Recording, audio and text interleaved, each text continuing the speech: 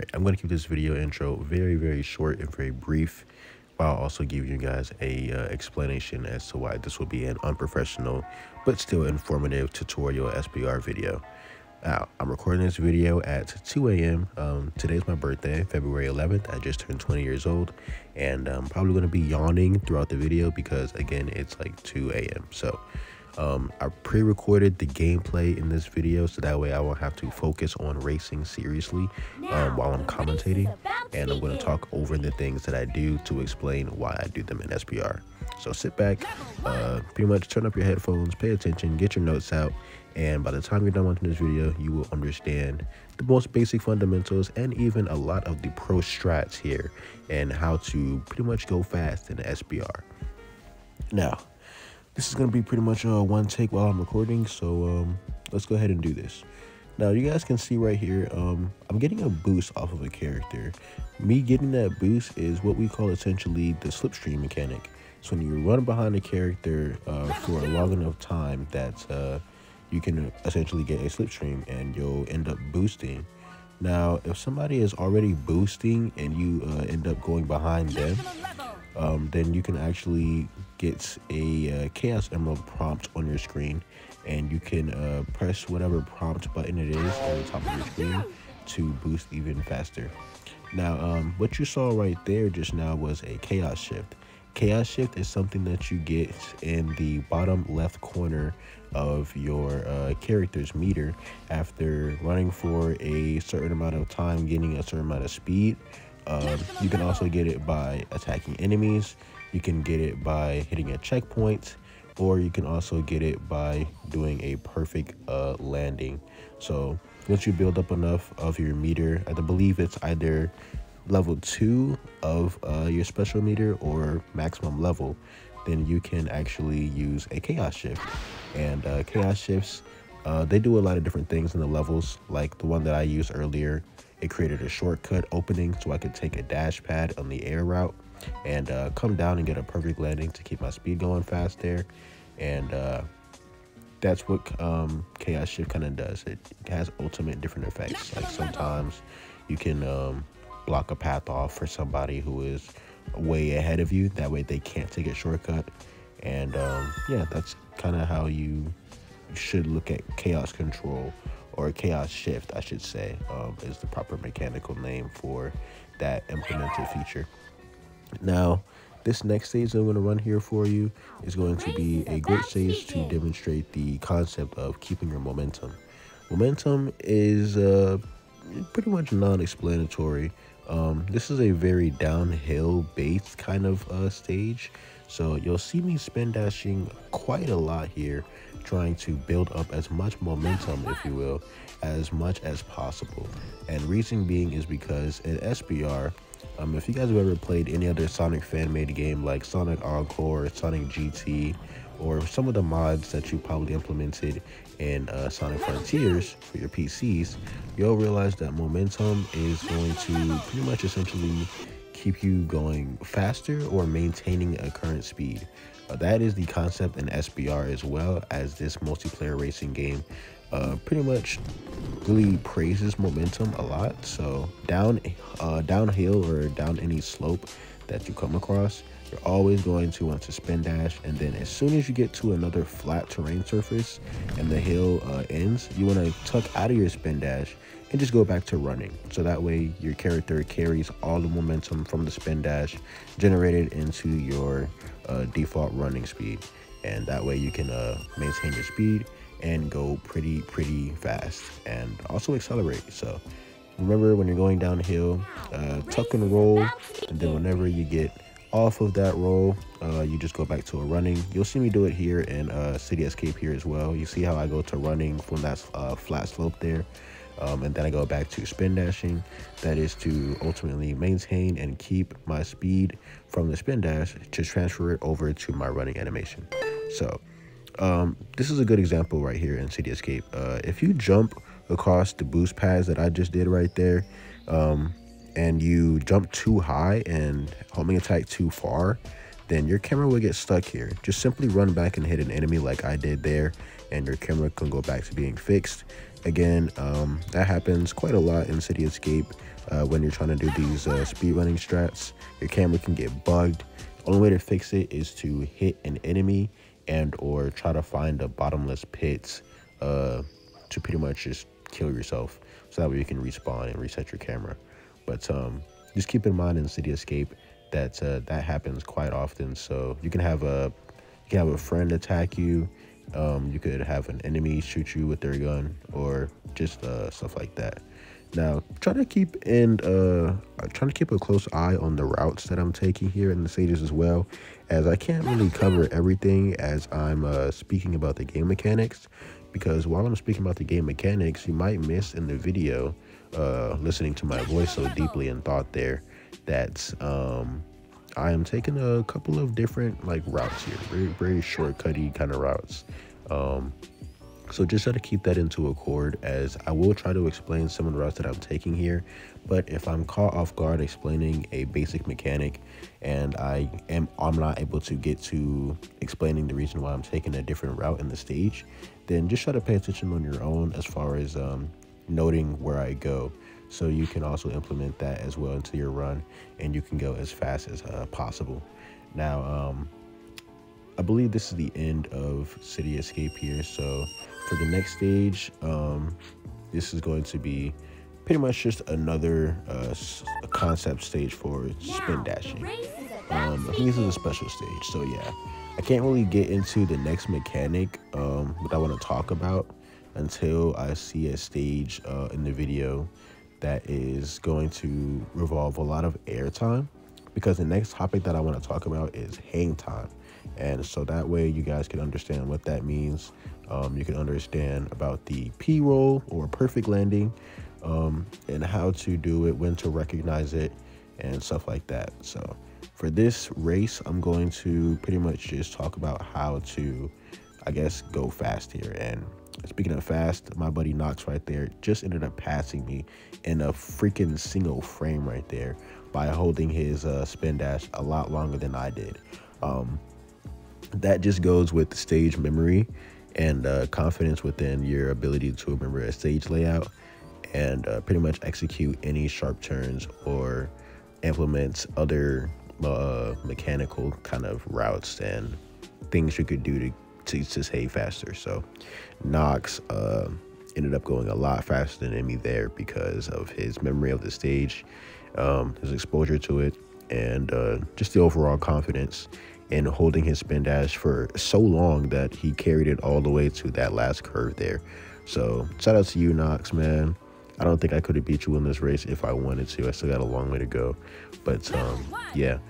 Now, I want to try to start explaining a little more detail of this stage. So this stage, you kind of want to just focus on staying on the walls. You don't want to be running dead center until you get to a point in the stage where pretty much you don't see anything up ahead. The moment you see one spike, you need to have in your mind that multiple spikes are going to appear right after. The moment you don't see anything, you need to have in your mind that, okay, I have to transfer my momentum from these hills as much as I can down these slopes. As you'll see me going left and right, pretty much in a seesaw kind of rhythm there. I'm just going up and down, up and down. So yeah. I'm going to explain something here at the end that's going to come up in this race that I remember. Knox just finished the race on his screen there. He was running so fast up ahead that he got 2 minutes flat, which is pretty good, man. Well, not exactly 2 minutes, but anyway, you see how there's nobody ahead of me and I'm about to hit that goal ring right there, and boom, it says I got second place. Now look at this. You see how it says Dickie just passed? See, when that happens, it's because the game is registering over 6 people. This only happens when you have over 6 people in the game and can't keep up, and so your time renders for crossing the finish line might be like someone else appeared on your screen without you even noticing them. So keep in mind that happens a lot. All right, this next little fun fact tidbit is, like I said, just a fun fact, nothing important. But if you press tab on your keyboard, you can open up a text box, and you have emotes that you can do by implementing the slash keybind first, and then you can do like little emotes that I'm going to show off right now. So far, so good. Hey, that's... That blue hedgehog again, of all places. I found you, faker. Faker?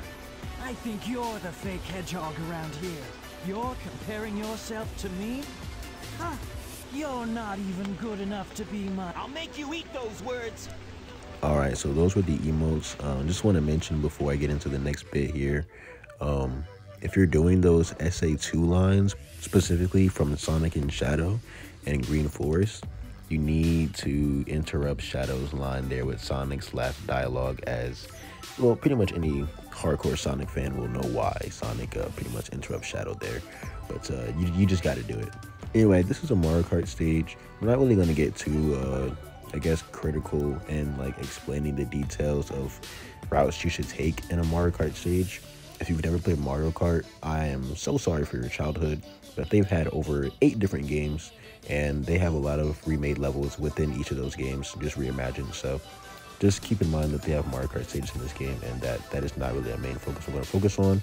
It's just something that's good to note that they have implemented in this game, so enjoy those. All right, this next stage here, it will give me a chance to finally talk about hang time and perfect landing. So I'm also going to talk about why you shouldn't stay in the air. So 3, 2, 1, boom. As you guys can see right there, I just did a perfect landing. Now you can only do a perfect landing after you get a prompt on the top of your screen called hang time. And hang time appears on your screen whenever you stay in the air for at least over a second's worth of time in the air.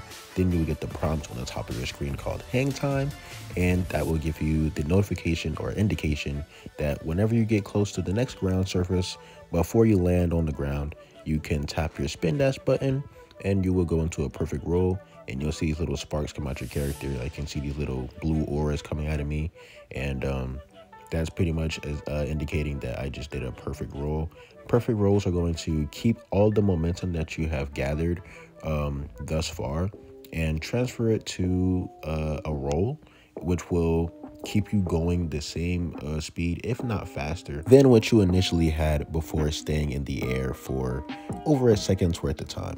But I'm going to go ahead and unpause the video so you guys can see that my speed has been transferred, and I didn't slow down at all there. So you can see I'm not slowing down after doing the perfect rolls.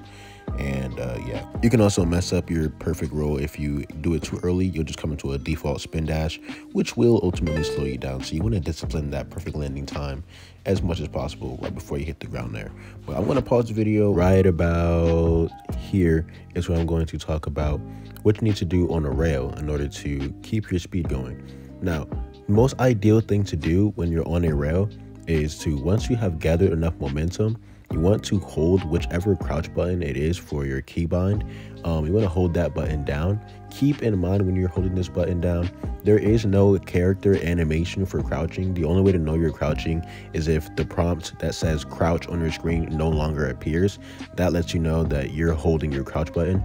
But before you start building momentum on the rail, if you're going slow on the rail, you want to start doing tricks. I would say about after 5 tricks, you can start holding your crouch. And then after that, you just literally hold the crouch and you'll keep your speed on the rail. So just keep in mind, if you're going slow, do tricks. And then once you reach about 5 tricks, hold your crouch button. There is no animation for your characters crouching.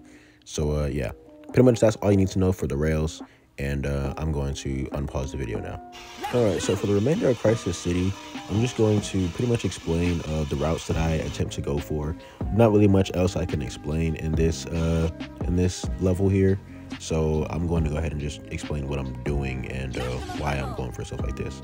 So you see me using the spin dash jump. Spin dash jump is essentially when you hold your spin dash across a gap, and instead of just taking the regular stages layout in order to platform through your obstacles, you just kind of maintain your speed by spin dashing and jumping across all of the platforms and getting to the next area a lot quicker than what you would by just regularly going through the obstacles. Also, side note here, I'm noticing while I am talking over this pre-recorded video is that my PC can't handle Crisis City. Now, this isn't going to be the same issue for all of you. This is a side note again, so nothing to take into accord for SBR information, at least mechanically speaking. But my PC just can't handle it. Some of you guys might not be able to handle it as well. But yeah, I'm playing on a laptop on this game, so I don't want you guys coming in SBR thinking it's going to be a laggy experience, as this game isn't laggy by any means, but that's just a side note there. But anyway, coming up on this platforming bit here, you want to just hold your spin dash, jump over all this stuff here, and then hit the spring. Here you want to run up the mountain right here like I'm about to do, so you can actually build up some momentum to jump off of this. Now here is where I'm going to get messed up at, right about here. I try to hit an enemy here and homing strike onto the platform, but if you homing strike too close to a player, you'll automatically lock onto them, and in doing so, it will generate speeds unimaginably uncontrollable for you to handle. And so this was the ultimate downfall of me trying to land on the platform and just continue moving. I ended up going too fast and falling off the platform to my death. So just keep in mind, if you want to homing strike on people, or on a platform, I should say, make sure nobody is next to you, because you will go flying off the edge in platforming areas that have no barriers to save you, kind of like how that last section was right there. Now, lastly, for this stage, you want to, instead of jumping over any of these obstacles, you'll realize jumping makes you go a little bit slower. And like I said earlier, saving time is as much as important as getting to the goal as it is just running. So you want to pretty much never jump here, as I'm just kind of zigzagging across the platforms or the obstacles, just in a zigzaggy Z pattern. So just keep in mind there, you want to just run across this entire part. Don't spin dash, just run. I unfortunately end up getting last place in this race just because I died so many times, but inevitably that is something that was out of my power to control there. Okay, so this stage right here is Seaside Ruins, and any other stage that is just pretty much a straight shot where there's no obstacles in your way, you're just running along a path trying to do laps. You want to stay kind of ahead of the game. I know that's like an unspoken rule. It shouldn't really be like, I guess, something you need to think about, as you want to obviously be in first place at all times in any race that you do, but it's more disciplined in these races, because if you're in dead last, you're never going to be able to slipstream trade off of anybody. And by dead last, I mean like so far back to the point where you don't see a single character in sight. Races like these that have laps in them, especially 4 laps like this one, then you want to be ahead of the game, man, or you want to at least stay with the crowd, because as you can see, everyone is just slipstream trading off of each other, and that is ultimately keeping them in the race in order to ensure that they have a better probability of getting first place here. Now, this race is 4 laps long, as I stated about 3 times earlier, so I just went ahead and did a little transition there to abbreviate this race a little bit more, because I don't want to show off the exact same stage layout. But yeah, again guys, keep the mentality of I want to be as close to as many people as possible and slipstream trade off of as many people as I can, so that way I have a better chance of reaching a higher speed and getting to the goal ring. As you can see, I think we're all about to pass this goal ring, even on the back camera there, at the same exact time. So just to ensure that you have a better chance of getting better position, you want to obviously discipline that method. Same thing applies for this stage here. This is a Casino Royale, except it's a little bit different. For Casino Royale, you have something that can help you if you're in dead last. There are dash pads all across the terrain of this map. There's one, I hit a couple of them just now. I'm probably not going to pause the video this time around, because I feel like this is a stage where you need to pretty much enjoy yourself and figuring out where the dash pads are, just so that way I'm not kind of spoiling every little like nitpicky kind of stratagem. I want you guys to get the feeling of unlocking and discovering new routes and new different like mechanics that they implement in the game on your own. That'll also get you a little more connected to SBR, other than me just spoiling a couple of tips for you. But like I was saying, there are dash pads all across the map. Once you get familiar with the maps that you play repetitively, you'll understand and memorize stage layouts, and you'll be able to hit perfect dash pad runs, which will ultimately increase your speed and keep you going at a very fast pace. As you can see there, I'm hitting tons of dash pads here and there throughout the stage, and that can propel me into first place and keep me there for pretty much as long as the race continues. But keep in mind, that is not going to ultimately save you, because if people are close enough to you like those two were, then they're going to continue to just slipstream off of you. And if you slipstream off of somebody that has hit dash pads and is accelerating to a point where they're going faster than the dash pad, then the person behind you is going to slipstream off of you, and that slipstream is going to accelerate them faster than what you're going. As you can see right there, I did the same thing.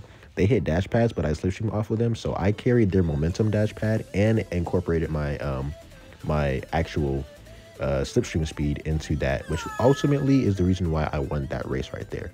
But hopefully that didn't give away too much, man, or not even give away too much, but hopefully that didn't confuse your brain or override it too much with all the information given. But that is pretty much the concept of SBR. There are a couple of other things that I want to talk about, but I don't want this video to get too long, and I don't want to spend my entire birthday making an SBR video. I don't want to sound selfish here, but this is kind of the one day out of the 365 days of the year that belongs solely to me. So yeah, but there is more things in SBR that I would like to cover. I just don't have time for in the future. Talking about like mock speed sections here, talking about just, I don't know, a whole lot of other things, like shortcuts like throughout the stages to take, less optimal air time as opposed to staying in the air long enough to get hang time. So there's a lot of stuff that I want to cover. I just don't have time for it, but I will do that in another video. Hopefully you guys have a great day. Enjoy SBR, and I will see you all in the next one. Take care.